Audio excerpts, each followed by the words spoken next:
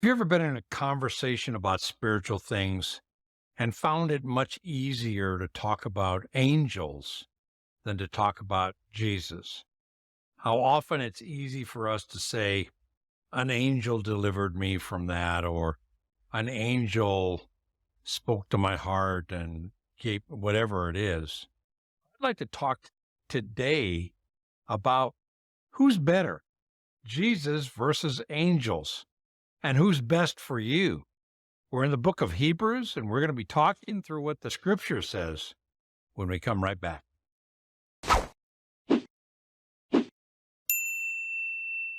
Hi, and welcome to Bible Study with Friends, where our goal is to help you get more impact from your Bible study. I'm here with my friend, Jerry Duckett. And listen, this is a real Bible study between friends. This is what it looks like when two friends get together and just look into the Word together and see what it says to their hearts. There's no script, there's no rehearsal, and that becomes obvious as we go along, Jerry. But anyway, we're going to be in the first chapter of the book of Hebrews in a whole new series called Hebrews Showing Christ as Better. And we're going to be looking at chapter 1 today and asking ourselves some serious questions comparing angels and Jesus. Are you ready to start, my friend? Yes, I am. Okay. Last week we did an introduction on Hebrews, and this week we're going to get into the first chapter. We need to start at verse 1, which is a great place to start, right? Okay. God, after he spoke long ago to the fathers in the prophets in many portions and in many ways. Now, if we stop and think about this, Jerry, in the Old Testament, when God used prophets, what other ways, when it says he spoke through the prophets and in many ways, he also uses angels. And In fact, the word angel means messenger. He also uses dreams. That's a lot. Remember Joseph and Daniel, and even in the New Testament, Joseph, the stepfather of Jesus, had a dream and God spoke to him through a dream. So right, in the Old Testament, up to this point, God has used many vehicles to speak his truth to us as believers. When we read the Old Testament, we're thinking of how is God speaking to me, right? But now let's go on. It says that was the past. It says in these last days, okay? So starting today, God has spoken to us in his Son, whom he appointed heir of all things. Now, heir of all things is important here because this isn't just speaking to us through another prophet or through an angel or through a godly man. This is speaking through his Son. Now, if we say the Bible never says Jesus is God, just pay attention here because right. he's going to get there. But he says, in these days, I've spoken through Jesus who comes through my Son, whom he appointed heir of all things. Now, I want to look at a couple verses here. Turn to Psalm chapter 2, verse 7 and 8. I will surely tell of the decree of the Lord. He said to me, you are my son. Today I have begotten you. Ask of me, and I will surely give the nations as your inheritance. Okay, so Psalm chapter 2, all the way back in Psalms, it talks about God is going to send his Son, and that Son is going to be an inheritor of everything, an inheritor of all the nations. So when we talk about Jesus as heir, that means God has given him an inheritance. Now, look at John chapter 3, verse 35 and 36. The Father loves the Son and has given all things to his hand. He who believes in the Son has eternal life, but he who does not obey the Son will not see life. Okay, so you have that verse in John. This is Jesus speaking himself. Mhm. It says, God has given me everything. I am the inheritor. Now, if we go back to Hebrews chapter 1, to this verse, it says, He's spoken to us through Jesus, whom He appointed heir of all things, through whom also He made the world. Now, we're going to see in a few verses that all the way back in Genesis, the creation of the world was done through the agency of Jesus Christ. God is the planner. Jesus is the doer, and He is the creator. A lot of times we talk about God as the creator. Jesus is the creator. We're going to see that in just a few verses, so I'm not going to slow down here. Okay. But He says, He has spoken to us through His Son, who has inherited everything, and through whom God made everything.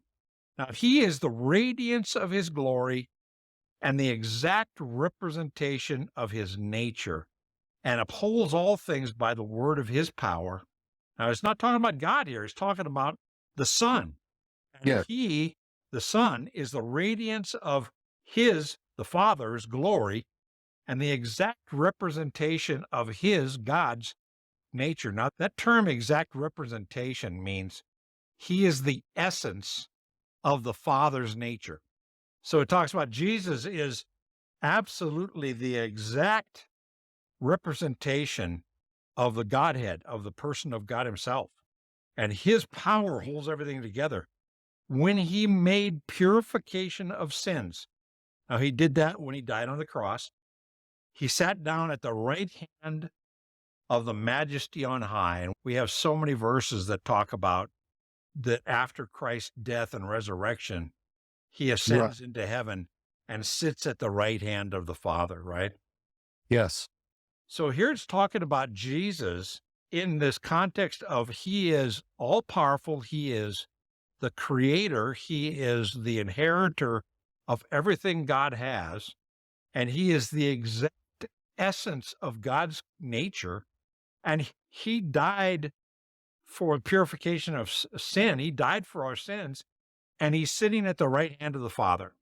Pretty significant credentials, right?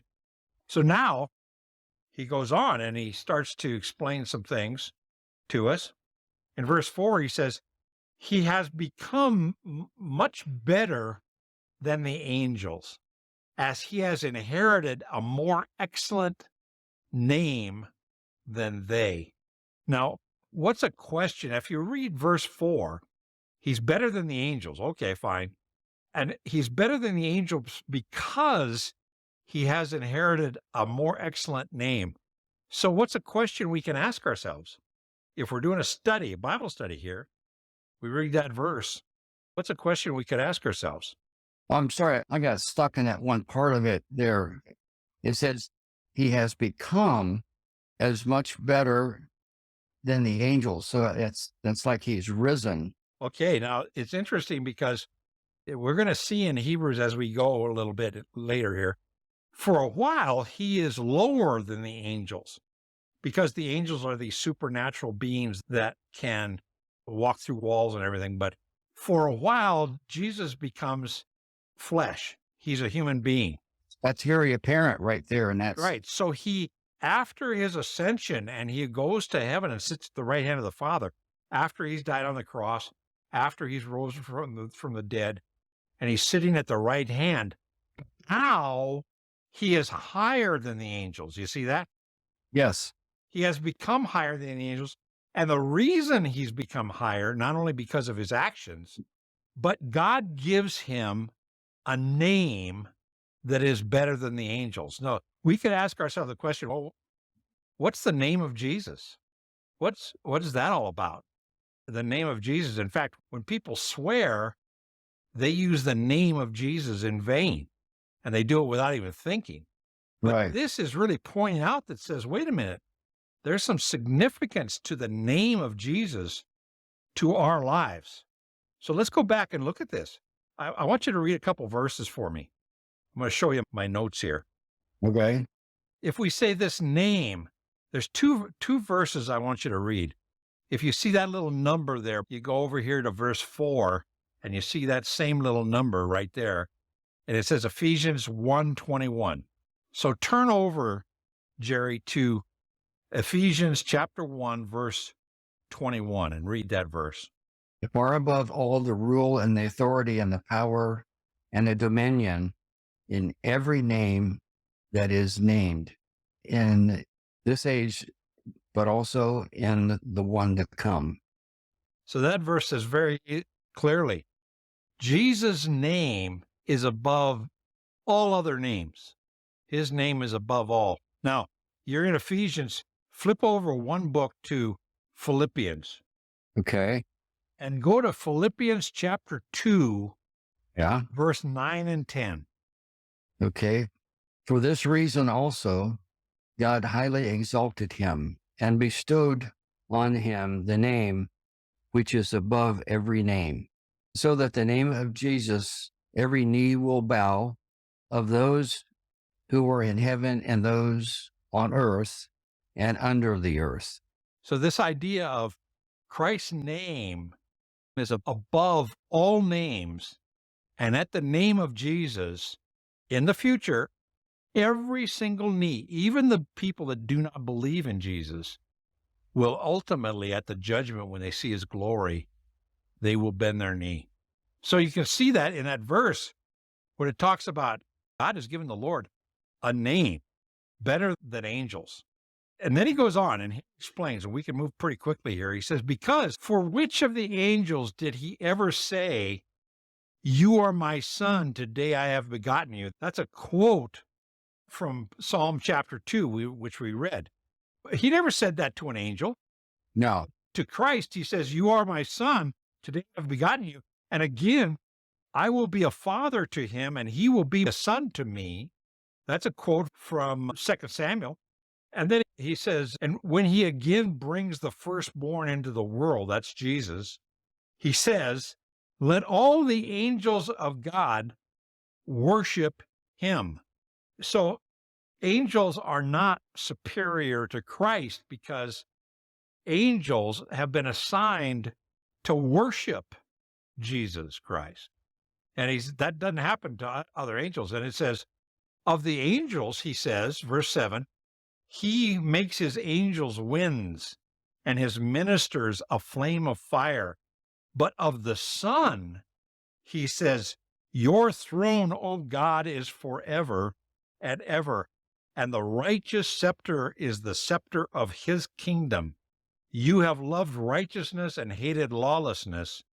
Therefore, God, your God, has anointed you with the oil of gladness. Wow, this is God calling Jesus God. He says, your throne, O God, and this is God speaking. Okay.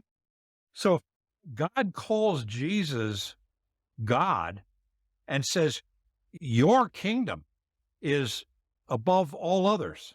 Yes. So we should have a perspective now, since Christ's resurrection and he's sitting at the right hand of the Father, his name is way above the angels.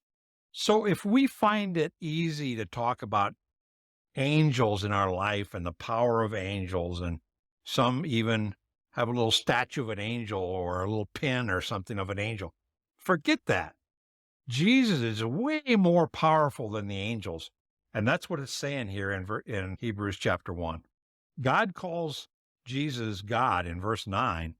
And then in verse 10, God is speaking and he says, you, Lord, in the beginning laid the foundation of the earth. That is creation. John chapter 1, verse 3 says, everything that was made by him was made by Jesus. And it says in the beginning, which goes back to the book of Genesis, in the beginning, Jesus lays the foundation of the earth, and the heavens are the works of your hands. They will perish, but you remain, and they all will become old like a garment, and like a mantle. You will roll them up like a garment. They will also be changed. But you are the same. This is God talking to Jesus. You are the same. Hebrews 13, verse 8 talks about Jesus is the same yesterday, today, and tomorrow. And it says, you're the same, and your years will not come to an end. You are eternal.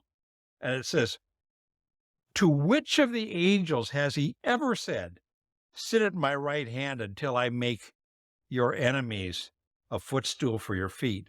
And then he says, it's interesting in the Greek, that is an imperative negative.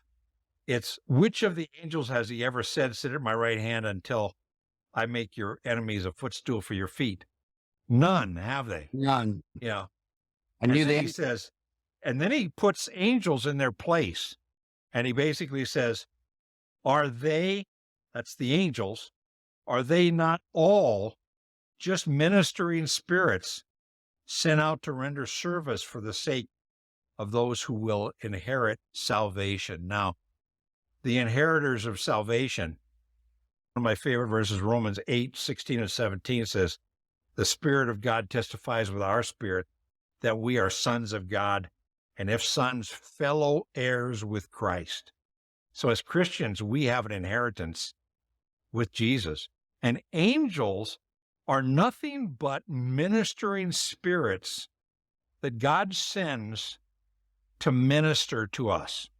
They are not on any form equal to or on a par with Jesus. That makes sense? And I think he makes that case pretty strongly, that when we're looking at the book of Hebrews and we're considering that Hebrews is saying that Jesus is better, out of the chute, he says he's better than the prophets because he speaks directly from God here. And he's better than angels because he is the inheritor of everything. His name is above all names, including angels. So we as Christians need to be careful with angels. I've got a recommendation of a video that I think you'll find helpful, but we got to be careful not to start to put angels on some kind of a par with the Lord Jesus, because they're not even in the same league. Right. They're not in the same ballpark. Today we've been talking about the superiority of Christ, how Christ is above all, how Christ is the best for you in your life, better than prophets, better than angels, and how we should consider Christ in our lives as being the most important thing, more than angels, more than the prophets, more than anything. I want to recommend a video to you called Who or What Are Angels? That's a very interesting study, and I hope you enjoy it. Comes with a free book, by the way, and I hope you are blessed by it. And I will be back with a series in Hebrews next week. And until then, God bless you.